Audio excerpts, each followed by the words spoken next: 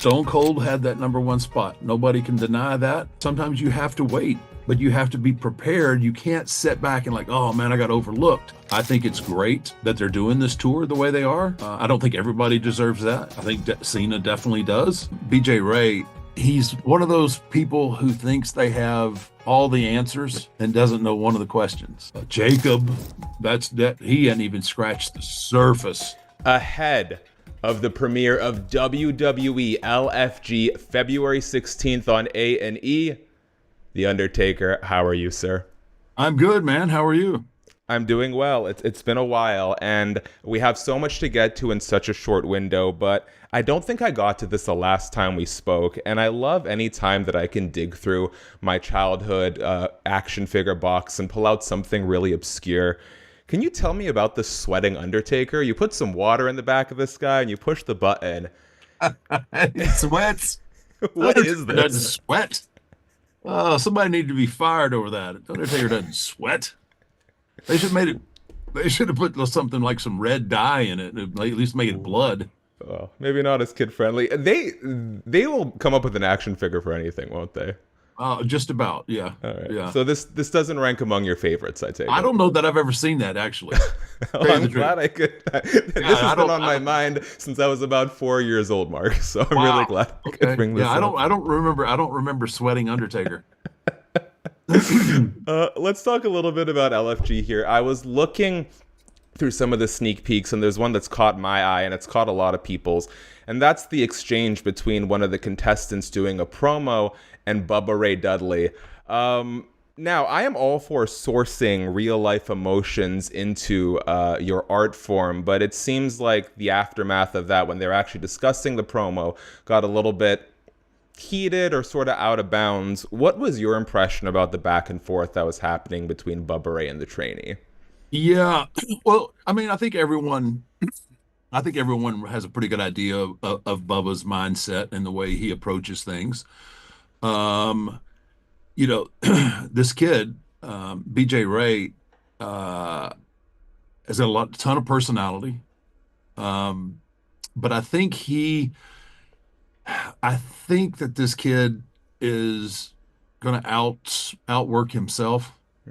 I don't know. I don't really have a really good read on him. He's obviously not on my team, which is probably the best thing that happened to him.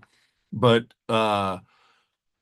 he's one of those people who thinks they have all the answers and doesn't know one of the questions. I mean, he thinks he's got this thing figured out, and his personality is gonna just blow people away. But what ends up happening is he rubs people the wrong way, and I think he just thinks that I'm gonna garner attention and people are gonna notice me. But he is a minnow swimming with sharks, and it's not pretty.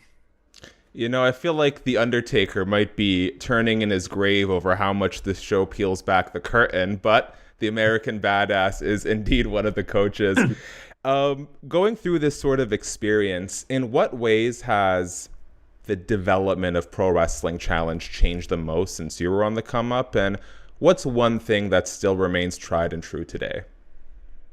Well, I think the one thing that hasn't changed is like hard work pays off. Hard work and commitment and not being content will always, I don't think that will ever change in whatever era you come up in. I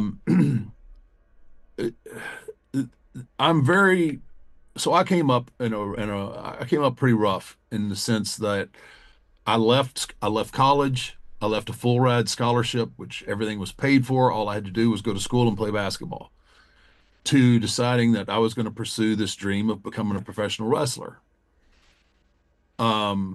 So I went from having everything paid for to having absolutely nothing paid for, and trying to figure out, okay, I need to work out. I need to work out and get bigger.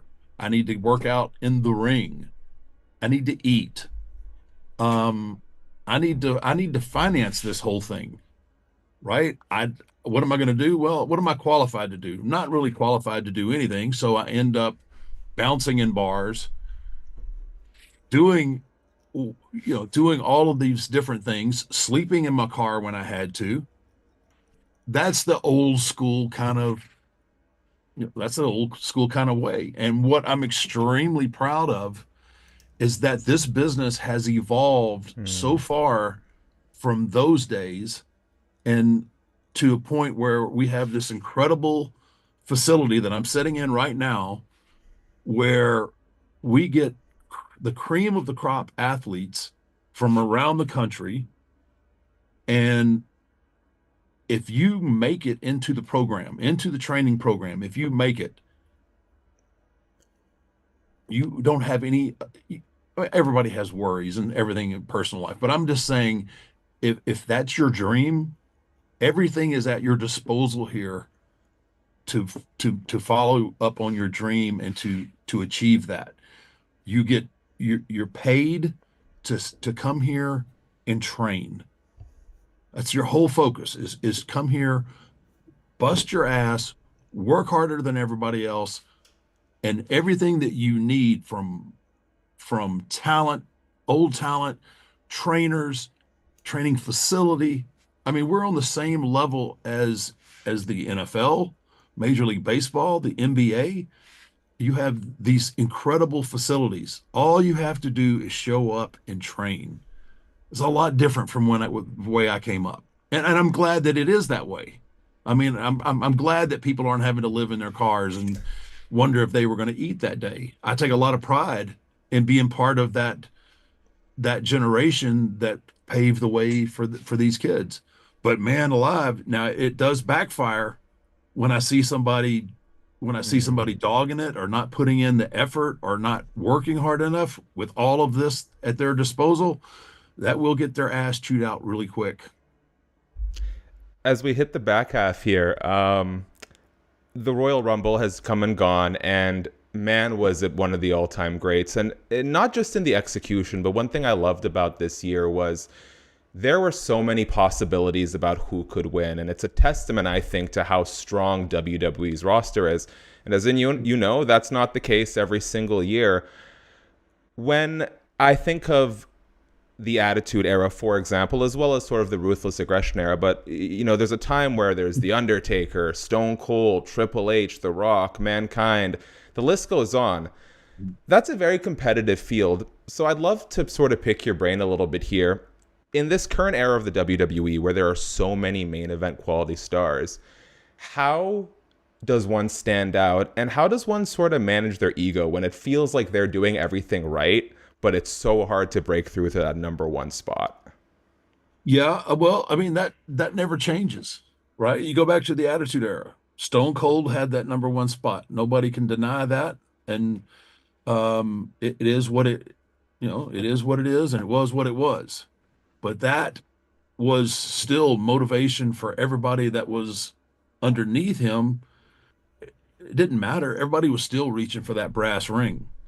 And it's just, I mean, reality is either sometimes you get it and sometimes you don't. Then sometimes you have to wait, but you have to be prepared. You can't sit back and like, oh man, I got overlooked. It's like, why did I get overlooked? So you have to continually to look at what you're doing, look at the product, be able to evolve and take chances. And a lot of times people get really comfortable and I tell people this, I mentioned it in my Hall of Fame speech, never be content. And regardless of whether I ever achieved the top spot while Steve was here, it was always my goal to. Mm-hmm. And that's the mindset that you have to have. And then obviously, as time goes on and different things, different people come and different people go, I was ready to take whatever, that role was. And, it, you just can't, you can get frustrated, but you can't let it overtake you. You have to take whatever is the situation and let it motivate you. And you do that by going out and busting your ass every night, putting on the best matches that you can, never phone anything in, and then again, never be content. That's just the the way of the world. And right now there's a lot of guys, and it's really cool to see. There's a lot of guys reaching for that brass ring, and it just makes the product that much better when you have such depth the way they do right now. Is there anyone who stands out to you in particular? Gunther, that's my guy. I love that dude. I honestly, everything that he does, because he's so different. He's so different. He can work with anybody, and he does his style regardless. And he's not a bunch of flippy doos and meaningless moves that he does. Everything that he does makes sense. He cuts a great promo. He believes in who he is, and in turn, the audience believes, that's who it is. And I haven't really seen him ever where he was that far different than what you see on TV, even backstage, which, me, I appreciate that more so than anything. I like Gunther. Obviously, Jey Uso's ascent, Jacob, that he hadn't even scratched the surface. Dude, he is. If anyone needed a sweating, monstrous action figure, it's Jacob Fatu. Yeah, no doubt. I love watching Jacob. I mean, he's got that thing. He's got it. Like when he's on TV, you want to see what he's doing. And so again, he's only, again, another one of those that just scratched the surface to where he has the potential to go. As we wrap up here, Taker, I did want to touch on John Cena's farewell tour. I saw you recently speak about it on your podcast, where, his approach to retirement is so different than yours, and that is in part due to the sorts of characters that you each have. But I'm wondering, I know for you it was sort of an up and down journey, and fortunately it ended on that really high note with AJ and the Boneyard match. But through your own experiences and through watching John's, and I know this is different for every single wrestler, but what do you think are some of the signs that wrestlers need to begin asking themselves? What's the hard conversation they need to have so that they wrap their careers, not when it's too late, but just before? Yeah, I mean, you have to constantly assess where you're at physically.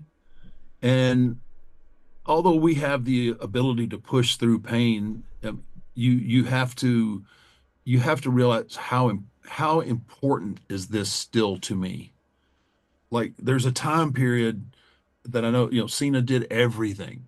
He was on every house show. He was on every pay-per-view. He did every meet and greet. He did all the Make-A-Wish. I mean, and he wanted it. He was like, I want it all. And now, he had this 20-year run, or however long his run was, and now he was trying to branch out and to do other things. So you have to, you can't mail it in, and you can't do this business the way it needs to be done if you're not 100% committed. And I think that's where he's at. Like, I know in John's soul, he loves this business just like Rock loves the business. But there's this thing, you want to test the waters to different things and challenge yourself in a different way. I think it's great that they're doing this tour the way they are. I don't think everybody deserves that. I think Cena definitely does, because of the workhorse that he was for so long.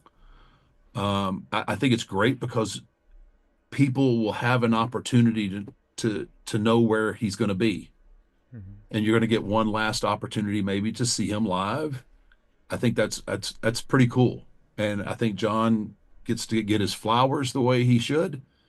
And I think this might be the prototype for certain wrestlers to do their swan song and leave.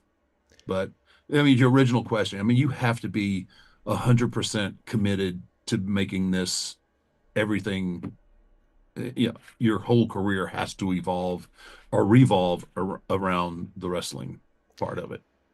I need to let you go, Taker, so I'm okay if you just name some names. You don't have to elaborate, but could you give me 3 superstars you think deserve the sort of farewell tour that John Cena is getting right now? Or 1 or 2, whatever comes to mind. That are on the current roster? Yeah. Who probably are going to wrap up in the next 5 years or so, I guess. Wow. I would say Punk would probably be one of those. I don't know how long Heyman plans on hanging around, but I mean, I think he has done enough for enough talent that I think he should be in there. I mean, I don't know. I mean, I don't know who else is out there that may be retiring anytime soon. Randy, Um, maybe? maybe well, yeah. If Randy wraps it up, I mean, Randy, yeah, definitely deserves that. I mean, he's had a pretty storied career. And I'd like to see, yeah, guys like that. Yeah, you definitely want to see them get their flowers and say their goodbyes. Well, as John Cena wraps up a first ballot Hall of Fame career, WWE fans can look at the future greats of pro wrestling in the WWE LFG, premiering February 16th on A&E. Taker, it's always such an honor. Thank you so much for today. Appreciate the time, man. LFG.